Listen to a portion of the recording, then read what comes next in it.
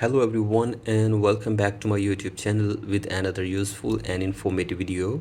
So guys, in this video I'm going to show you how to fix unable to check for update and error occurred while checking for a software update. So guys, if you are trying to download and install the latest version of iOS on your device but you are facing this issue and you are unable to download and install the latest version, here I will show you how can you fix it.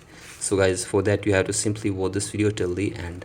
So guys, first of all, open settings on your device and now scroll it below and tap on general, tap on iPhone storage, and from here make sure that there is enough space for you to download and install the latest version of software.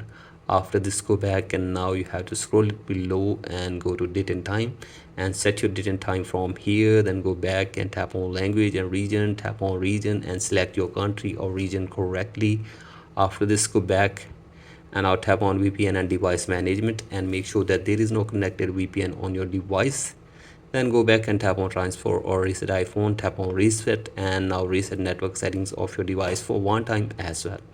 So guys, do this, and after this you have to go to the screen time and turn off the toggle for content and privacy restrictions from here.